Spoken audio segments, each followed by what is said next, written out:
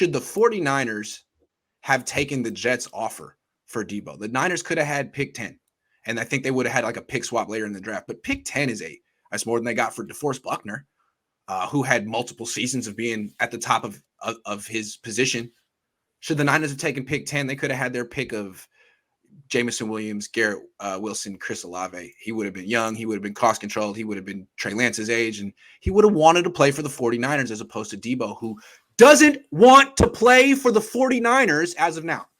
Well, I think there's an overall philosophical thing that's going on here.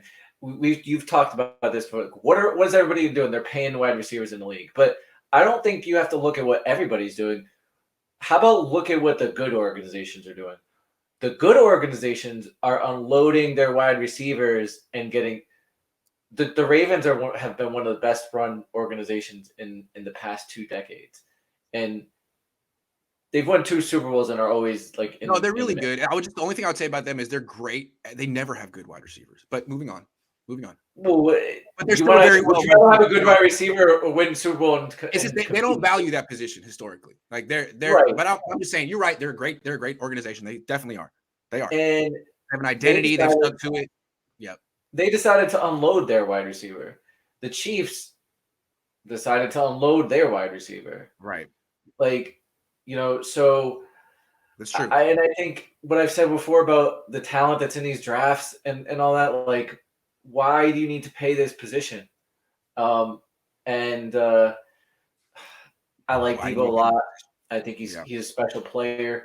I would say the one advantage those two teams have is they do know what they have at quarterback, like the 49ers. Can I just say though that like it's pretty clear that the trend in the league right now is that wide receivers are becoming more and more important. I mean, 6 went in round 1. 6 went in the first 18 picks. That's new.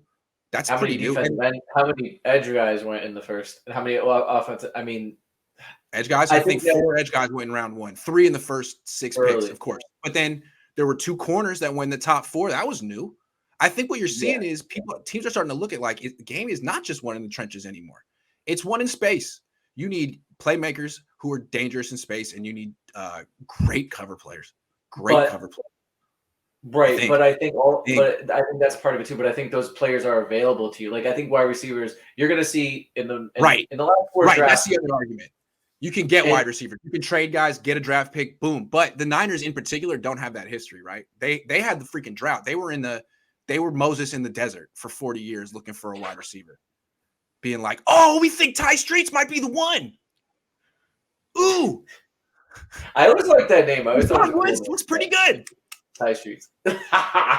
What? That was a different regime. I think that these guys only really busted. They busted on 2.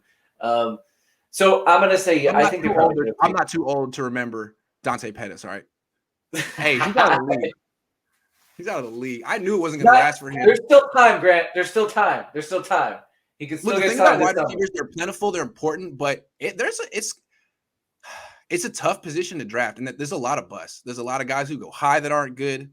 I think you're seeing less and less. You're feeling like that's because when I was a kid, there was always that top 15 pick that was awful. Yeah, terrible. Carlos Rogers, Justin Blackman. I mean, it happened all the time. Yeah. I guess the scouting's getting a little bit better, but I mean, just a few years ago, I think it's easier for them. I think it's easier for them now. I think part of it's scouting, but I think it's an easier game for them. We've talked about this before about what you can't do right here in the middle and all that stuff. So, did you answer my question? Should they have taken this? I'm going to answer. Yeah. Should they have taken pick 10? I think they probably should have. And generally, I don't believe you should pay wide receivers like that. I think you can replenish them in drafts the way good teams are doing. And I think the Niners, they're not going to get Deebo, but they can get good wide receivers and then just cycle it through. I'd rather pay other positions. I think wide receiver is important, but you can always get talent in the drafts. I think the drafts of the last couple of years have been showing that. That's where the talent is. The one thing I will say and why I to follow this strategy is because we still need some clarity with Trey Lance, and Deebo would obviously help would obviously help. I would feel a lot better about this if we kind of knew what if we'd seen Lance play a little bit more. Yeah, and I think where I'm going with this is if they can guarantee that Deebo Samuel is happy, committed, and in the shape he was last year, then yeah, I want Deebo. Deebo to me is an MVP candidate. But if they're like banking on being able to fix a situation that's not fixable, if this is Kyle's ego being like, I got this, I'm good with players, people like me. If he's tripping and he's just wrong, then this is terrible. And this is a big ego move once again, like just not acknowledging facts, not acknowledging reality. I can fix this. This is not what it seems. They blew an opportunity to get Jameson Williams, who could be, as good or better than Deebo in a year or two. Otherwise, I mean, they're not. Kyle better be right, is what I'm saying. I think it's pretty clear. Kyle dug his heels in and said, nah. I'm a player's coach. Players like me. I'm not going to be the Jacksonville Jaguars. I'm going to be Sean McVay. Players want to play for me. I'm going to work this out. All right, man, you better. Because all you really have to do is go to Denise and say, pay him $60 million guaranteed, get the money in escrow, do it. And then I think Deebo will be happy. Otherwise, there's nothing you can say, man. There's no Yeezys you can put on your feet. There's no hat that you can wear in a certain way. It's just, you got to come with the money, man. You got to show them the money. Can you do that? Because it seemed like whatever you said in Florida that one time a month ago didn't work. It didn't work well. Well, what's also, you got to draft a running back pretty quick, pretty high, and tell him, Deebo, we're not going to do that with you anymore. Thank you for doing that with us this one year. I don't know what's going on in these contract negotiations, but if you're saying that if your trepidation to signing Deebo is that he plays a very physical style game, you use him in the backfield, you want to use him in the backfield, that's how you him coming into shape in camp. If that's your trepidation to signing him and he wants that kind of money, then you need to be decisive and make it like if that's your trepidation, those things are probably not going to change. So you have to make a decisive decision and trade him, and he's unhappy. So that's what's worried me is the 49ers are kind of like and kind of being indecisive, and they're gonna have to. I don't think Deebo's just gonna walk in and be like, "Oh, fine, I'll take $21 million."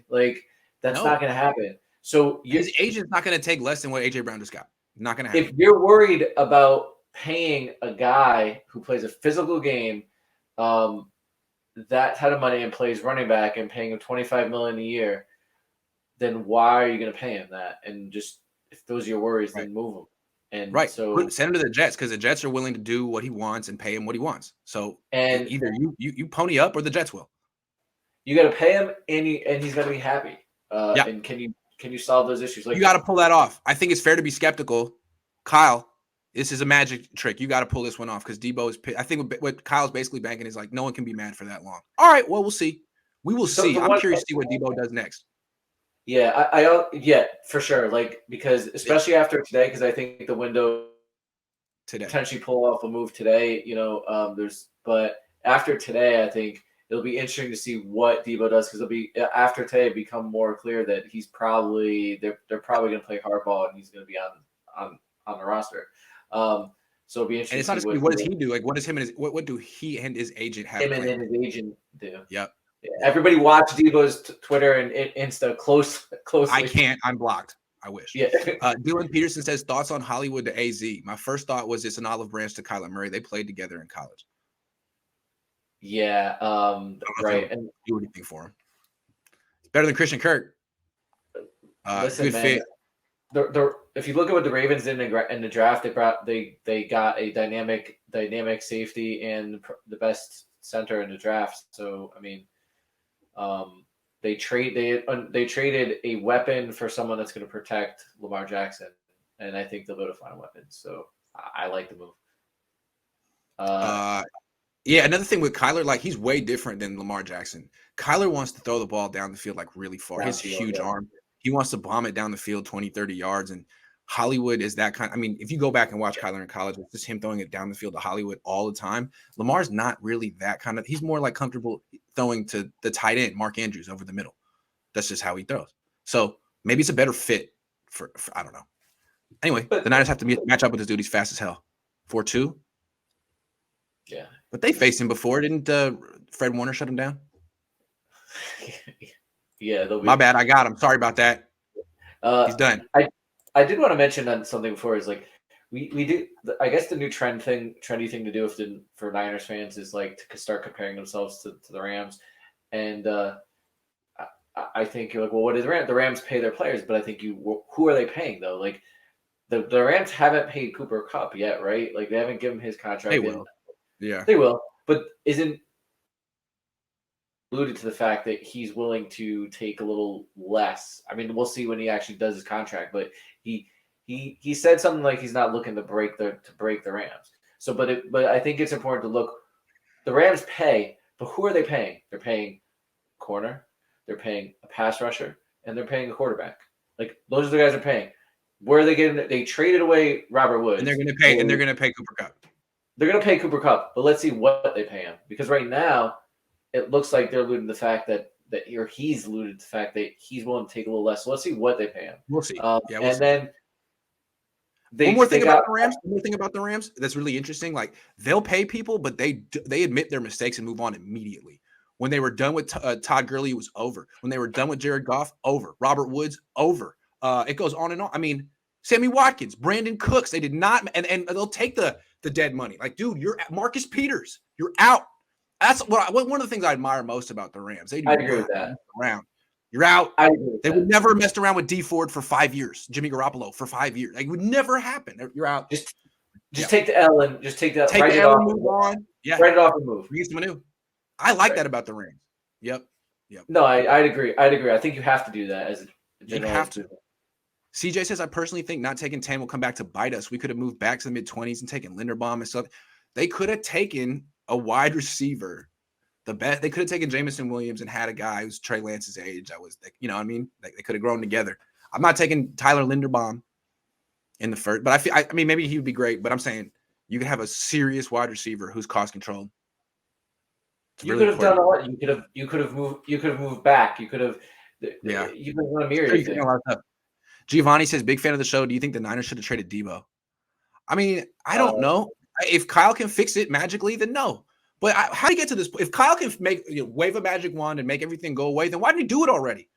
What is he waiting for, right? And I know he thinks like, well, I don't have to do it now. It's a deadline business. I'll do it. Okay, man. Well, we'll see. I guess.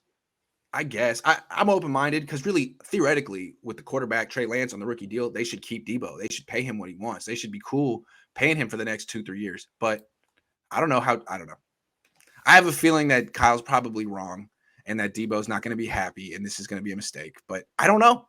Leo says, let's say Deebo gets rocked like in Lambeau. What's the likelihood he goes back into the game for that 3rd and 7 this year with no contract? Low. Extreme, minuscule. How about that?